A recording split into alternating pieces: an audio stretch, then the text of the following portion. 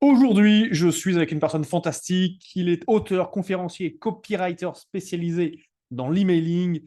Sa mission, c'est d'aider les entrepreneurs à identifier leurs ultra compétences et en faire une activité minimaliste dont le marketing prend moins d'une demi-heure par jour. Aujourd'hui, j'ai le plaisir d'avoir avec moi Jérémy Bambini qui utilise et combine deux choses, le copywriting et la newsletter pour le mettre dans sa méthodologie qui s'appelle la journée de 33 minutes.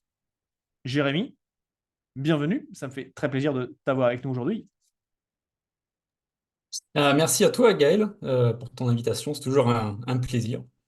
Super. Bah écoute, journée de 33 minutes, déjà, c'est quelque chose qui, je pense, fait envie à beaucoup de personnes qui sont dans l'entrepreneuriat. Elles se disent, mais comment c'est possible de développer mon activité avec seulement 33 minutes? Comment t'es arrivé ce concept de 33 minutes dans une journée pour faire ton business, en fait? En fait, quand j'étais salarié, donc j'avais peu de temps à consacrer à un business en ligne. Donc, ce qui est sûr, c'est que je voulais voilà, quitter cette condition. Donc, j'étais salarié à plein temps, je travaillais en 3-8. Je suis devenu papa pendant cette période-là. Donc, dès le départ, en fait, mes contraintes horaires et même de sommeil faisaient que j'étais forcé de travailler d'une façon qui me permette d'avancer en très peu de temps par jour. Et le truc, c'est que moi, j'ai découvert l'entrepreneuriat à travers l'entrepreneuriat web. Et j'ai cru en fait que tous les entrepreneurs travaillaient comme ça. Donc quand j'ai parlé de la journée 33 minutes quelques années plus tard, à quelqu'un qui n'était pas du tout dedans, ça l'avait surprise. Et c'est cette personne-là qui m'a dit non mais il faut que tu en parles, il faudrait que tu aies des entrepreneurs à faire la même chose parce que je te garantis que ils travaillent de 7 heures à 22 heures à courir après les clients. Et moi, à l'époque, je ne faisais pas de freelancing, c'était une newsletter que j'avais créée et je me débrouillais pour amener du trafic dessus et j'avais créé des offres en ligne. Et voilà, en me concentrant sur les quelques actions essentielles, je suis arrivé comme ça à ce qui s'appelle aujourd'hui la journée de 33 minutes. Mais j'ai été forcé, en fait, j'ai été forcé de travailler comme ça dès le départ. Ouais, donc tout est parti de toi, de ta problématique à toi, de ta situation. Et c'est de là qu'est venu ce concept de journée de 33 minutes. Et tu parles des choses essentielles. Alors, je sais quand tu es entrepreneur, et ça, je le vois beaucoup dans les accompagnements que je peux faire, des personnes qui s'éparpillent, qui vont à gauche, qui vont à droite, qui ont ce qui s'appelle le syndrome de l'objet brillant. Dès qu'il y a quelque chose en marketing qui a l'air sexy, alors on va faire des webinaires, on va faire des challenges, on va faire des emails, on va faire ci, on va faire ça. Mais c'est pas faux focus. Du coup, pour toi, c'est quoi l'essentiel? Parce que dans 33 minutes par jour, tu n'as pas le temps de tout faire. Donc, ce serait quoi Mm. pour toi, je dirais, le top 3 de tes activités au quotidien pour avoir ces journées de 33 minutes? Bien. Dans le type d'activité qu'on fait, toi et moi, il y a deux choses qui comptent. C'est le chiffre d'affaires, enfin, l'argent qui rentre. Je dis chiffre d'affaires et pas profit parce que profit, pas très loin du chiffre d'affaires, dans notre cas, et générer des leads, construire sa liste. Donc le chiffre d'affaires, c'est pour le court, moyen et long terme, et la liste, c'est pour moyen et long terme. Et les actions essentielles, ben, en fait, c'est tout ce qui permet de construire sa liste et de générer des chiffres. Autrement dit, montrer son offre et augmenter le nombre de personnes à qui on peut montrer son offre. Voilà. À partir de là, donc ça implique pas évidemment l'administratif, la compta, tout ça, tout ce qu'on doit faire, ça c'est après. Mais le principe un des principes sur lesquels repose la journée de 33 minutes, c'est se payer en premier. Mhm. C'est la raison pour laquelle cette journée de 33 minutes, c'est la première chose que je fais quand je me lève le matin, comme ça je sais que c'est fait. Au bout d'une heure, mettons, j'ai fait ce qu'il fallait pour générer des prospects et montrer mon offre à mes anciens et mes nouveaux prospects. Et du coup, tu montes ton offre Et tous les jours. comment? Et du coup, tu fais une offre tous les jours, c'est ça? Oui, à tous les jours parce que j'envoie. Ma technique, c'est au niveau de l'emailing, c'est d'envoyer un email par jour. Ouais, Et chaque email contient un appel à l'action qui d'accord. permet de voir mon offre directement ou indirectement. Mais chaque étape, c'est du marketing direct, indique l'étape suivante. Ok. Et en type d'offre, c'est quel type d'offre? C'est dans tu te positionnes de quelle façon sur le marché, bah, justement pour faire des promotions de ton offre tous les jours. Ah ben, j'ai fait plusieurs choses. J'ai commencé avec des petits programmes en ligne qui allaient de 17 euros à 97 euros. J'ai fait mon premier lancement de produit à 17 euros qui m'a généré 384 euros.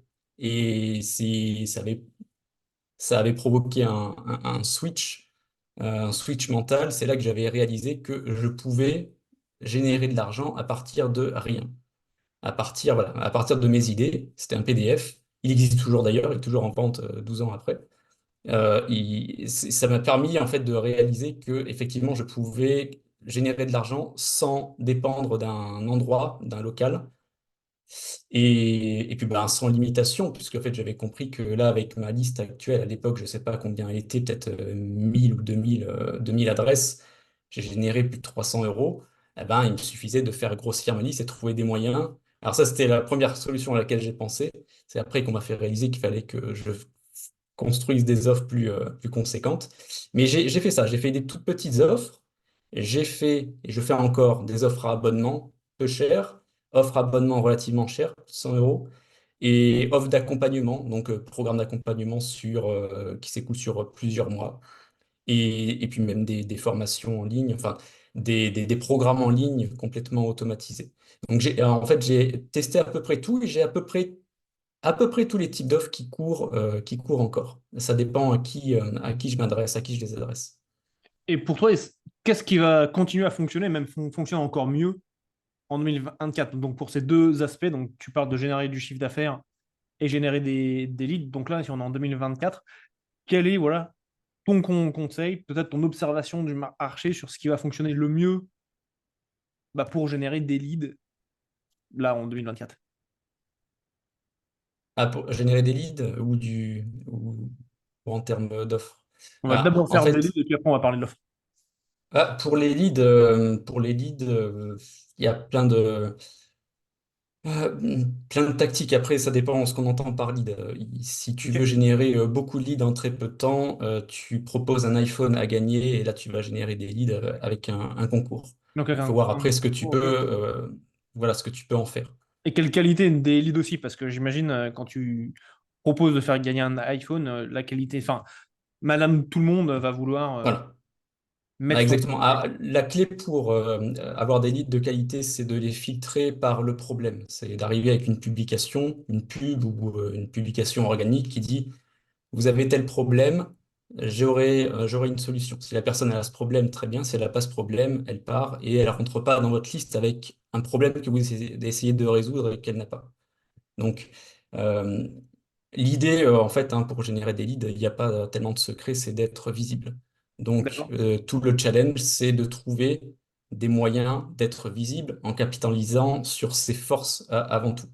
Voilà, je me fiche de savoir si aujourd'hui la mode, c'est la vidéo ou les webinaires ou je ne sais quoi. Je me demande quelle est ma force. Est-ce que je suis plutôt quelqu'un de l'écrit, quelqu'un de l'oral? Est-ce que je fais plutôt de l'audio, de la vidéo? Et je me mets à fond dedans. Et je trouve un plan ou même une routine pour pouvoir exécuter cette action à partir de ma force tous les jours si je devais le faire tous les jours. Donc il faut trouver des moyens d'être visible et puis idéalement être visible au bon endroit, Ah, donc, là où se trouvent nos clients. là où toi tu es bon, et c'est là que tu parles justement de trouver la, la zone de génie, de l'hyper compétence de tes Hmm. clients. Ah, c'est Et ça, il faut trouver en fait où se trouve, capitaliser sur ça. où traînent nos clients et porter son message via le moyen qu'on préfère, donc audio, vidéo ou écrit ou un mélange de tout ça. Et si le message va matcher, comme on dit, avec les personnes qu'on peut et qu'on veut aider. Donc en fait, le plus important, si je comprends bien, c'est de savoir là où tu es bon et de capitaliser sur ça et pas essayer tout ce que tu entends à gauche à droite. Oui, c'est ça. Ah, alors, on peut tester des choses. Moi, j'adore tester des choses, mais je teste ça après avoir fait ma journée de 33 minutes. Donc d'abord avoir fait voilà, mon plan qui permet de générer des leads et générer du chiffre. Et après, si j'ai envie d'explorer d'autres voies, ben, je le fais, mais après, au moins, je sais que l'essentiel est fait. Ce qu'il faut éviter, c'est ouais, de se laisser distraire. Il y a toujours des distractions, toujours des nouveaux mécanismes. Et voilà, on Et peut concrètement, regarder c'est ça, quoi mais il aujourd'hui faut... ton action pour ta journée de 33 minutes? Bah, les deux actions, c'est rédiger l'email du jour, même si ça fait un moment que j'en rédige plus parce que je recycle pas mal, et surveiller mes publicités. Donc là, aujourd'hui, tu as regardé tes publicités pendant 33 minutes. Voilà, justement, ça m'a pas pris 33 minutes. En réalité, ça me prend moins, ces actions-là me prennent moins parce que ben, j'ai pas des gros budgets en publicité. Donc, ça ne me demande pas de les regarder tous les jours, mais Ok. plutôt une fois, deux fois par semaine. Ok. Et les emails, ils sont déjà écrits. Je les reprends un petit peu. Je pourrais les copier-coller et les republier comme ça. Mais en réalité, voilà, je le market pas comme ça et j'en parle pas comme ça parce que ça peut paraître fou, mais je suis plus proche de la journée de 33 secondes que de 33 minutes si je me concentre là-dessus. Il y a des semaines, voilà, des semaines où je sais que je vais avoir beaucoup de rendez-vous ou d'actions annexes. Je sais que je vais pas pouvoir passer voilà, une demi-heure, une heure par jour à rédiger un nouvel email. Donc, je recycle. Et je recycle une semaine. Et comme les emails sont déjà rédigés et que les appels à l'action changent très peu ou sont mis à jour dynamiquement, il faut savoir, je suis un peu geek, donc voilà, je sais utiliser des snippets, un petit peu de code, etc. Donc c'est un avantage, des outils d'automatisation. Donc ça me fait aussi gagner du temps. Mais ça, c'est vraiment c'est le sucre glace. Ce qui m'a d'abord fait gagner du temps, c'est la structure de mes actions, c'est me concentrer sur deux choses. Donc montrer mon offre avec mes emails, donc mes emails de newsletter et gérer les publicités. Je fais aussi un Mhm. petit peu de publication organique, mais bon, les résultats sont tellement marginaux que je ne me concentre pas dessus. C'est surtout la pub qui m'aide. D'accord, ok. Et donc, tu parles des offres. Donc, moi, je suis. On est ici, ça s'appelle le différenciateur inné. Oui. Euh, voilà, ce que je viens chercher euh, chez mes clients, c'est je leur dis on va venir chercher voilà, leur différenciateur inné. Et ce qui est, selon moi, fait la différence entre tous les business. C'est quand on va venir chercher ce qui est unique en nous, qu'on est différent. Enfin, quand on vient chercher ce qui est unique en nous, effectivement, on est dit différent, mais surtout, c'est ça que les personnes achètent. Et donc, toi, avec cette journée de 33 minutes, c'est vraiment extraordinaire. On viendra dans un instant à voir ce que tu fais avec ton temps, parce que je sais que tu as pas mal d'activités, tu as des animaux, etc., dont des animaux, moi, que je trouve assez rigolo, que j'ai jamais vu. Enfin, je n'avais jamais entendu parler avant. Euh, et du coup, tu parles, donc moi, le différenciateur inné, pour moi, il doit être au cœur de l'offre. Et donc, toi, tu expliques que toi, tu montes ton offre tous les jours. Donc, explique-nous, voilà, à quel point l'offre est importante. Aujourd'hui, tu vois, j'ai envoyé un email qui disait que l'offre, ça représente 60% de la vente. Pour toi, qu'est-ce que ça représente par rapport à ton business, par rapport à vente? Quel impact est-ce que ça a pour toi? Ah, bah, l'offre, c'est le cœur du business, simplement parce que si on n'a rien à proposer, on n'a pas de clients. Donc, pour te donner une idée, dans mon programme d'accompagnement, l'offre, c'est en gros le deuxième module. D'accord. La première phase, voilà, sert à défraîchir et à faire le bilan des compétences. J'étudie l'histoire de la personne que j'accompagne en cherchant le fil rouge, le petit truc différenciateur, comme tu Ouais. l'appelles. Et à partir de là, on construit l'offre tout de suite. Et tout le reste, la stratégie le canal de conversion, le canal d'acquisition, découle de l'offre. Même les contenus peuvent découler de l'offre. Donc, l'offre, c'est vraiment le cœur du business. Ouais, je comprends. Ce que tu dis, c'est une douce mélodie pour mes oreilles. J'ai la même opinion que tout le reste du business. Le marketing et la vente découlent de l'offre. À partir du moment où tu sais qui tu cibles et quelle offre est-ce que tu leur proposes, tout le reste en découle. Et c'est top. Et du coup, toi, ça, ça t'a pris combien de temps d'en arriver à cette conclusion-là? Alors, pour mon premier business, quand je l'ai commencé, entre le moment où je l'ai commencé et le moment où il était assez rentable pour quitter mon emploi, il s'est écoulé 4 ans à peu près. D'accord, ok. Donc, c'est une newsletter sur le fitness. Après, alors, j'ai fait quelques prestations de copywriting parce que ma façon de travailler a attiré d'autres entrepreneurs et des coachs sportifs. Et c'est aussi comme ça que j'ai compris que ben, très peu d'entrepreneurs travaillaient comme ça. Donc, on m'a demandé voilà, de rédiger des séquences email, des pages de vente, des VSL, etc. Et après, j'ai voulu créer, donc est venue l'idée de créer la journée de 33 minutes, ma seconde newsletter. Donc, premier business, j'ai lancé des petites offres en ligne et la journée de 33 minutes, et j'ai jamais fait de pub. Et la journée de 33 minutes, dès le départ, j'ai juste créé une page d'atterrissage pour s'inscrire à ma newsletter avec la promesse, etc., les puces promesses, etc. J'ai créé une ébauche d'offres d'accompagnement parce que ça n'implique pas de contenu à créer dans un premier temps. Et dès le départ, j'ai mis de la publicité sur laquelle j'ai pu investir. Alors, pas énorme, mais en fait, comme j'avais un autre business qui tournait à côté avec des offres récurrentes, ça m'a tranquillisé.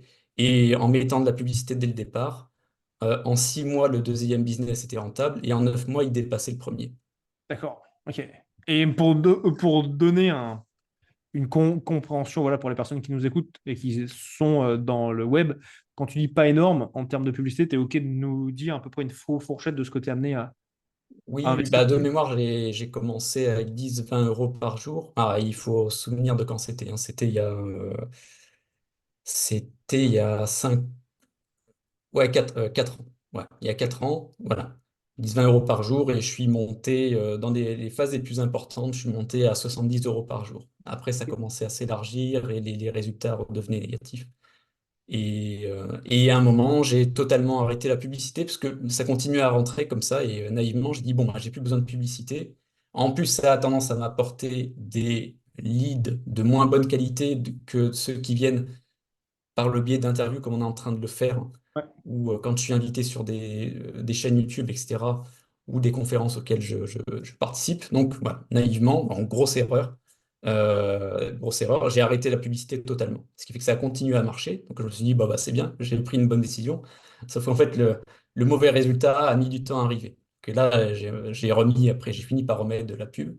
C'est un coach voilà, qui m'a fait réaliser ça.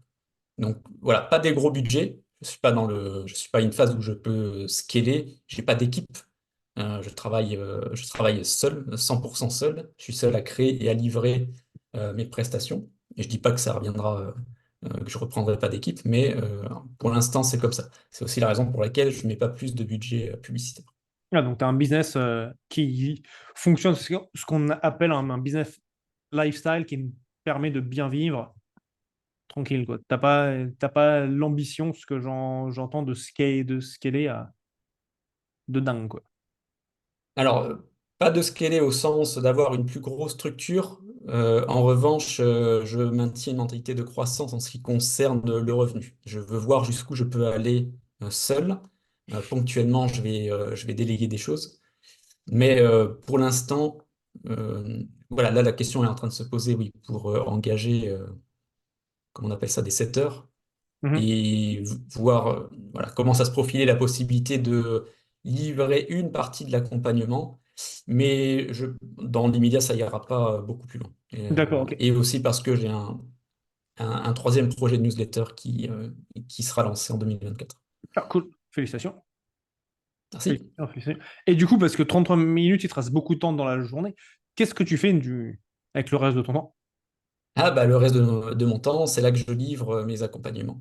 Donc, tout ce qui est rendez-vous, coaching de groupe, animer mon groupe privé, travailler sur d'autres projets annexes, Ouais. tester des choses. Ok.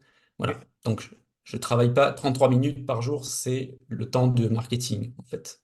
D'accord. 33 minutes de marketing par jour. Ok, d'accord. Ok, d'accord, d'accord. Et le reste, c'est la livraison, l'admin, tout l'aspect Mm. opérationnel du business. Ok, cool, cool, cool. Parce que Oui, parce que le but, notre métier, c'est d'accompagner nos clients.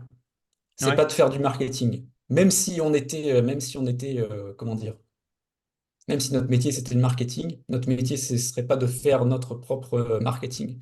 Non, notre métier c'est d'aider les gens à faire leur marketing, les aider à progresser, à les transformer. bon, bah, si on passe 80% de sa journée à faire du marketing, bah, il reste peu de temps pour accompagner les clients. Donc, on Ouais, peut accompagner moins de clients. Et donc, voilà, on se retrouve limité. Donc, c'est aussi ça qui me pousse à réduire le temps de marketing. d'accord, ok, je comprends. Donc vraiment toujours se focus sur l'accompagnement client pour leur Mm. transformation. Ok, ok. Et du coup, parce que je sais que tu as des animaux chez toi, Oui, comment est-ce que tu es arrivé à voir? quelques-uns. Parce que je sais que tu as un animal que je trouve extraordinaire, qui est très présent sur ton Instagram, c'est ton lapin. Mm. Ouais, mon lapin géant, ouais. Un Mm. lapin géant. Alors moi, j'avais jamais vu ça. Moi, j'avais des lapins de taille normale quand j'étais jeune. J'ai même eu des bébés, des mini lapins, lapins nains, je crois. Si Ouais, ouais. sont bons. Non, j'ai pas eu de lapin nain, j'avais des hamsters, mais j'ai eu un lapin de taille normale que j'avais gagné à la kermesse de l'école. Il n'a pas vécu très longtemps, il avait mangé de mauvaises herbes et il est mort, le pauvre lapin. Ah, c'est très, très, très fragile, ouais. Ouais. Et toi, tu as un Euh, lapin géant. Comment tu arrives à... ouais, en plus, il a débarqué. Ouais, j'ai appris récemment l'existence des lapins géants. Et non, ouais, il a déboulé dans ma vie comme ça, hein. Alors, j'ai eu deux lapins géants. J'en ai eu un avant qui est mort il s'est fait mort brutalement, en fait, attaqué par un chien et on a essayé de le. Voilà, je l'ai eu en convalescence pendant plusieurs semaines. Et là, on a un autre lapin, Hadoken, Ken? ouais, qui est un géant des Flandres bleu. Ouais. Et c'est entre le chien et le chat, clairement. D'accord. Mm. Mais en mode lapin. Et comment t'es arrivé à avoir un lapin géant? Enfin, déjà, il faut savoir que ça existe, un lapin géant.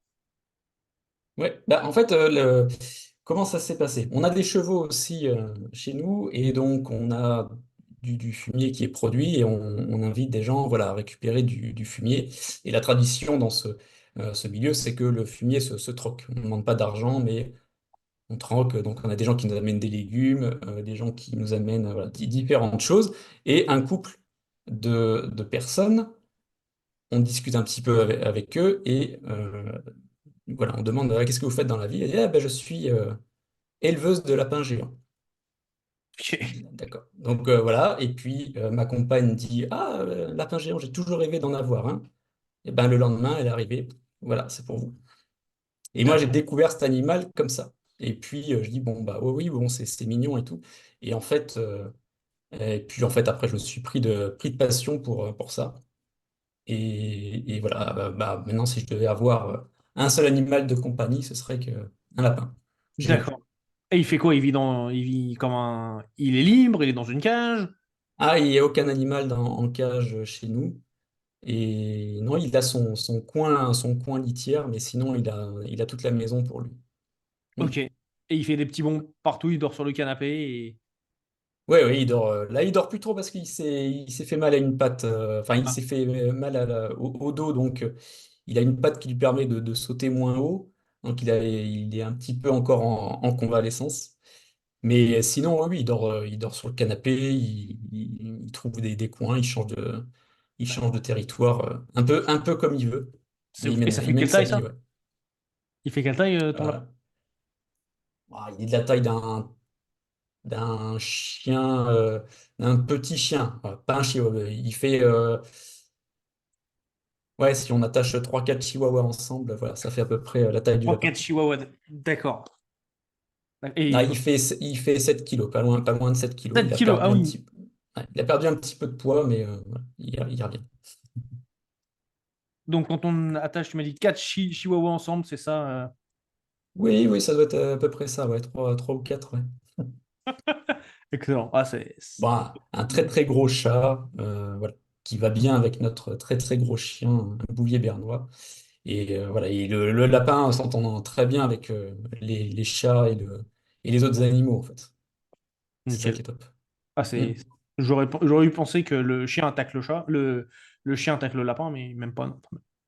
Ah, quand c'est tes propres animaux, bon, le message est passé. Mais en l'occurrence, oui, quand notre première lapine s'est fait attaquer par un chien, c'était pas un chien de chez nous, ouais. C'était un chien qui venait de l'extérieur.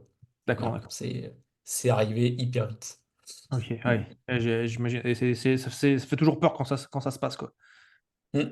Un coup, je me souviens, on avait un husky à la maison et on le ramène, il voit notre chat pour la première fois. Je ne l'ai jamais vu courir aussi vite pour attaquer le chat. Heureusement, le chat a réussi à s'enfuir. Mm. Et c'est un truc de ouf, hein. La vitesse à laquelle ça se passe, c'est incroyable. Et je sais que tu as d'autres animaux aussi, parce on était sur une conférence, enfin, échangeait un moment et je vois, il y a un cheval qui passe par la fenêtre. Enfin, Ah oui, c'est vrai. il passe sa tête par la fenêtre. Oui, on a deux juments. Deux juments, d'accord. Euh, voilà. Là, la maman et la fille, elles vivent à la maison la plupart du temps. Enfin, elles dorment à la maison. Et puis après, le reste du temps, comme on a un petit peu de terrain, mais pas assez pour toute l'année, on fait tourner avec des prés qui sont cédés par des voisins. Ça permet de les entretenir, ça nourrit nos chevaux, ça arrange les voisins pour l'entretien. Mais sinon ouais, ils vivent à la maison, ils ont leur box, enfin, leur abri, et ils viennent réclamer leur carotte par la fenêtre, effectivement. Mm. Normal. Ouais. C'est- Avant qu'on remplace la porte d'entrée est fermée très mal avant, et ils arrivaient à ouvrir et ils rentraient dans la maison. ça doit être assez spécial d'avoir un cheval dans la maison. Ça Ah prend. oui, oui, ça surprend ouais, des fois. Excellent. Ouais, j'aime bien. Ouais. Insolite ces animaux. Mm. C'est bon. Ouais.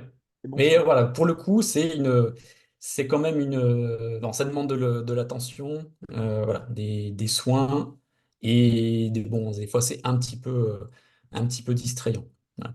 Donc ça renforce encore l'idée de se concentrer sur les choses essentielles et de les faire le plus vite possible, le plus tôt dans la journée. Après les avoir nourris, parce que ouais, ma routine matinale, c'est quand je descends dans la maison, je me fais agresser par tous les animaux qui réclament leur ration du matin. Donc, une fois que je Enfin, les ai nourris, je peux travailler. Voilà. je peux bosser, ouais, d'accord. Et donc, 33 minutes, on commence par le marketing. Ensuite, c'est le reste. Donc, super, super. Et si une Ouais. personne voilà, voulait se lancer justement avec cette journée de 33 minutes, qu'est-ce que tu lui recommanderais de faire? Bah, déjà, je pense qu'il faut identifier le pourquoi voilà, créer son entreprise. Est-ce qu'il faut vraiment créer une entreprise? Des fois, c'est pas tout à fait la solution, mais voilà. Créer, identifier la compétence qui permettrait d'aider les gens, c'est surtout ça la population que j'accompagne. Donc, quelle compétence permettrait d'aider les gens, construire une offre à partir de ça, a priori en premier de l'accompagnement, et, et puis voilà, trouver des moyens d'en parler à de nouvelles personnes, et trouver donc canal d'acquisition, et trouver un moyen d'amener ces personnes à être au courant de l'offre, canal de Mhm. conversion. Voilà, ça commence comme ça, et après, une fois que ça c'est en place, on peut commencer à s'amuser, rajouter des petits trucs autour qui permettent de gagner du temps, de gagner en force d'impact. Mais ça commence ouais, je dirais que ça commence par la question de qu'est-ce que je peux faire qui permettrait d'aider les gens et que j'aurais plaisir à faire tous les jours si je le devais. D'accord, ok. Donc, est-ce que toi, tu t'adresses principalement aux personnes qui sont en train de lancer leur business ou plus à des entrepreneurs qui sont déjà lancés? Alors, pas tout à fait les débutants, en D'accord. principe. Il y en a qui sont pas vraiment débutants, c'est-à-dire ils ont un business en dur et ils veulent passer en ligne, eux, ok. Mhm. Ceux qui n'ont aucune idée de ce qu'ils veulent faire et qui arrivent en disant voilà, je veux gagner de l'argent sur Internet, non, ça va pas le faire. Je peux pas non plus faire tout ce qui est MLM, crypto, sauf si c'est pour former les gens à améliorer leur MLM ou lancer des formations dans la crypto. Mais non, ça part de... Les entrepreneurs que j'accompagne sont des créateurs, au sens créateurs de contenu et créateurs d'offres. D'accord. Ok, ok, je capte, je capte. Et du coup, pour toi, selon toi, donc j'ai une question habituelle dans ce podcast, c'est quel est à toi ton différenciateur inné? Le truc qui fait que il y a Jérémy et tous les autres. Bah, écoute, ce que mes clients disent souvent de chez moi, c'est qu'ils apprécient mon approche minimaliste et Mhm. pragmatique, probablement issue de mon passé militaire, enfin, c'est ma personnalité aussi. Donc, c'est ça qu'ils apprécient. Et voilà, du fait que j'arrive à les maintenir focus sur les choses essentielles et à mettre de côté le reste. J'adore. J'adore. C'est vraiment. Je le réfléchissais ce matin en me disant, mais qu'est-ce que je peux retirer de mon business? Qu'est-ce que je pourrais arrêter de faire qui ne m'apporte pas d'autres résultats, mais que je fais quand même parce que soit c'est une habitude, soit je pense qu'il faut le faire, etc. Et Mm, c'est tellement vrai que souvent on pense à qu'est-ce que je peux ajouter, qu'est-ce que je peux faire en plus, mais déjà on fait tellement, tellement de choses, tu vois. Et, mm. et en fait, si on fait plein de choses, j'ai un de mes mentors qui s'appelle Ryan Leivek qui dit euh, faire moins mais mieux. C'est peut-être pas de lui, mais en tout cas, c'est ce qu'il disait, c'était How can you do less but better? Moins mais mieux. Augmenter du coup en qualité. Et ce que je sens, c'est que c'est un petit peu le message que toi aussi tu fais passer. Ah bah, une de mes citations préférées, c'est une de Saint-Exupéry. Et d'ailleurs, j'ai eu la chance de voler avec son petit-fils. Et cette citation, c'est: La perfection est atteinte non pas lorsqu'il n'y a plus rien à ajouter, mais plus rien à retirer. Ouais, c'est clair. Ouais, tu vois, c'est ce que je vois. C'est ce que je vois là. Dans mon business, là, dans ces dernières années, c'est vraiment concentré bah, principalement, enfin, même que sur l'offre. L'offre exclusivement, c'est la porte d'entrée de mon entreprise. Et ce que je vois, c'est tous les fonctionnements, tous les mécanismes que j'ai mis en place qui me simplifient la vie d'une manière extraordinaire en termes de marketing, en termes de livraison, que ce soit processisé, que ce soit automatisé, ce qui fait que tous mes clients bah, aient le même parcours, et enfin, le parcours client, et c'est quelque chose qui, je trouve, est uniquement atteignable quand tu te concentres sur une chose et que tu fais cette chose-là, entre guillemets, à la perfection. De toute façon, la complexité empêche de scaler. Donc, même si je voulais scaler, je pourrais pas le faire on peut pas le faire avec une structure compliquée. Il faut que ce soit simple. Et pour la livraison de l'offre et l'accompagnement des clients, pareil, il faut que ce soit simple. Et j'ai remarqué, tu l'as peut-être constaté aussi, que euh, plus les clients payent cher et moins il faut leur donner de contenu, etc. Parce que tout ce qui est contenu, formation, sur les formations en 12, 24 modules, plus on en met, et plus ça ajoute de la friction pour notre client entre la situation où il est aujourd'hui et la situation où il veut aller. Donc à chaque fois, il faut se demander comment est-ce que je peux l'aider de la façon la plus simple. Même quand je crée une offre, je pars du cas extrême où je me dis comment est-ce que je pourrais lui livrer ma promesse sur un plateau. Genre, il a rien à faire ou même pas à appuyer sur un bouton. Ouais. Donc c'est irréaliste. Donc je reviens un petit peu en arrière. Je dis bon, ok, on enlève un tout petit peu de rêve. Et puis j'arrive comme ça à quelque chose qui est un bon équilibre entre le fait de l'accompagner au mieux et de pas lui donner, de retirer le maximum de friction qu'il y a entre sa situation actuelle et sa situation voulue. Et ça, c'est un très très bon point. Ce que tu dis, c'est ce que j'ai remarqué aussi avec mes clients qui sont, voilà, qui sont dans mes accompagnements haut de gamme et en individuel. Ce que je remarque, c'est que euh, ils veulent de l'épuré. Ils sont là pour aller chercher un conseil, avoir un déclic qui fait que boum, tout le reste fonctionne. Et certains, je vois, même sur des séances de travail qui vont durer 1 heure et demie, il y en a certains qui s'arrêtent après 1 heure parce qu'ils ont eu ce dont ils avaient besoin. Ils me disent non, c'est bon, Gal, je sais ce que j'ai à faire et j'y vais. Et en fait, c'est un petit peu cette enfin, je sais pas si c'est une fausse croyance ou si c'est vraiment quelque chose euh, qui est contre-intuitif, mais c'est de se dire, en fait, c'est pas parce que les gens ont payé plus cher qu'ils vont en vouloir plus. Tu vois, si tu fais le parallèle avec les restos, plus tu vas dans des restos haut de gamme, par exemple, la cuisine euh, haut de gamme française, t'as des mini trucs dans des assiettes géantes, tu vois. Ouais, les portions se réduisent. C'est pour ça que je mange jamais dans les super restaurants, parce que quand je ressors, j'ai faim.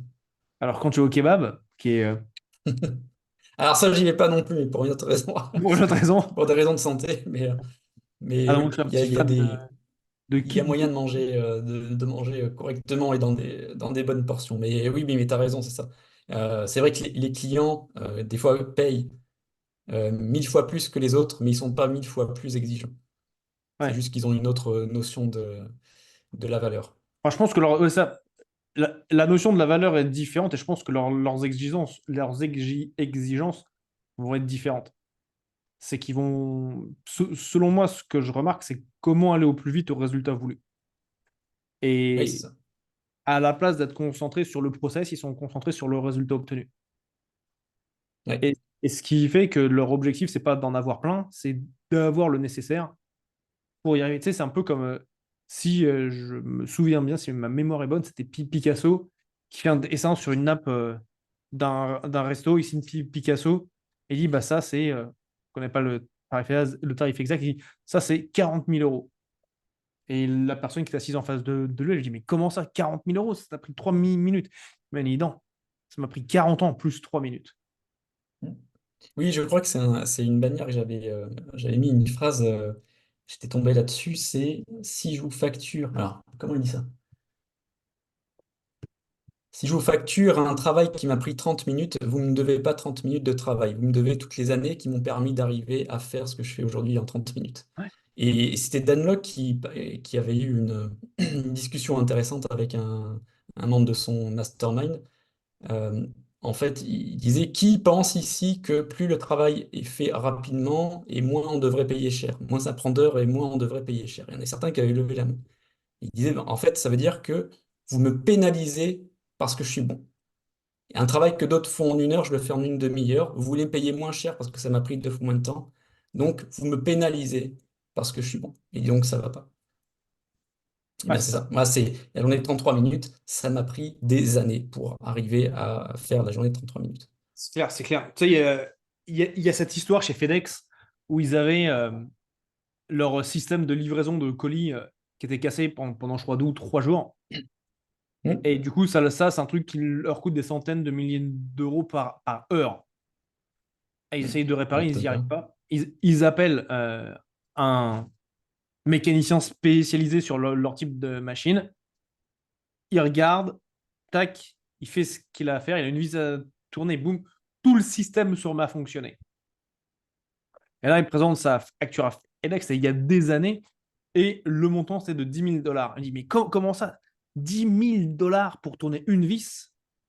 Hmm. C'est pas acceptable. Et moi le truc des détails. Il me dit, tourner une vis, 1 $, savoir quelle vis tourner, 9 999 $. Et c'est un point, en fait, où on en est à l'heure actuelle, c'est savoir quelle vis allait tourner dans les différents business et quelle vis allait tourner bah, pour aller activer la journée de 33 minutes.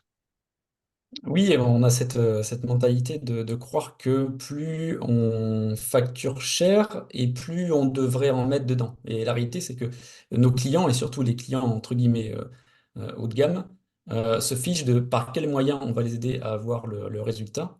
Ils veulent le résultat. Et c'est possible de la façon la plus simple, rapide. C'est-à-dire, moins il y a de rendez-vous à prendre, c'est mieux c'est. Moins il y a de contenu à consommer, mieux c'est. Donc, il faut retirer les frictions. Excellent. Ouais, absolument, absolument. Et du coup, toi, où est-ce que tu te vois dans les années à venir avec la journée de 33 minutes?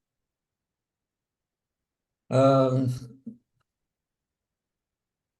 Bah, en fait, l'idée, c'est que la journée de 33 minutes, c'est plus qu'une une technique de travail ou pire, une technique de productivité. C'est une philosophie et c'est un message que je veux faire passer qui est que si on se concentre, si on a un message avec un grand M à transmettre, euh, il faut pas laisser les tactiques marketing complexes Mhm. entraver la transmission de ce message. Donc on se concentre sur l'essentiel. L'essentiel, c'est d'aider nos clients. À partir de là, il faut faire tout ce qui est, faut mettre en œuvre tout ce qu'il est possible de faire pour transmettre ce message et accompagner nos clients. Et d'ailleurs, on m'avait fait la remarque, parce que la journée de 33 minutes, ça ressemble à la semaine de 4 heures. Ouais.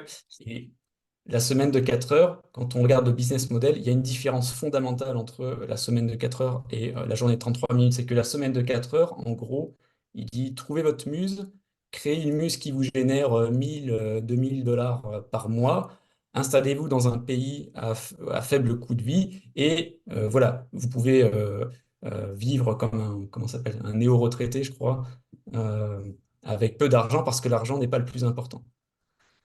La journée de 33 minutes, c'est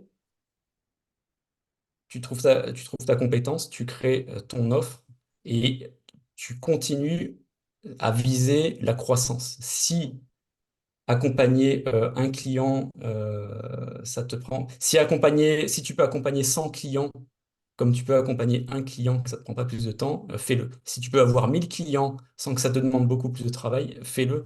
Toujours viser la croissance pour pallier ce qui peut arriver. La semaine de 4 heures, c'est très bien, mais tous ceux qui avaient des boutiques e-commerce avec leurs produits livrés en Chine, dès que le gouvernement a posé des mesures pas sympas, eh ben, toutes ces chaînes ont été cassées. La journée de 33 minutes repose sur la compétence. Un truc qu'on ne peut pas nous enlever. On ne peut pas nous dire, non, toi, tu fermes, tu n'es pas essentiel. Mhm. C'est, c'est ça la différence entre la semaine de 4 heures, la philosophie de la semaine de 4 heures et la journée de 33 minutes. D'accord, ouais, donc c'est. Enfin, le business tel que je le conçois. Donc voilà, l'avenir de la journée de 33 minutes, c'est que ben, j'aimerais prendre des parts de marché au sens où j'aimerais que cette approche, cette philosophie soit plus connue parce qu'il y a encore des entrepreneurs qui croient qu'il faut travailler de 7 heures à 22 heures comme un malade et sacrifier sa santé pour avoir un impact sur le monde. Il n'y a pas besoin. Excellent. Super, Jérémy. Super, super. S'il y avait une personne que tu aimerais, que tu connais, que tu aimerais voir sur ce podcast, ce serait qui? Hmm. Ah, il y en a plein. Je vais en citer un, je vais en vexer d'autres. Ah, j'essaie de me souvenir qui t'a invité là, il y a pas longtemps. Si j'ai déjà, Hmm, je te dirais. ok, ben écoute, il y a un entrepreneur avec qui je pensais à elle en premier parce que Ok. j'ai discuté avec elle là, la semaine dernière, qui est Ouais. Véronique Redon. Véronique Redon. Cool. Bah écoute, Véronique, si tu nous écoutes, avec plaisir de t'avoir sur le Ouais, podcast contacte-la de ma part. de ta part. Super, Jérémy. Bah écoute, je te remercie pour ton temps. Voilà, c'était Ben, vraiment. merci à toi. Sympa. J'aime beaucoup cet aspect minimaliste du business. Euh, Qu'est-ce que tu me dirais si tu avais le. Si je te donne le mot de la fin. Je te donne le mot de la fin. Est-ce que. À toi d'y aller. Euh,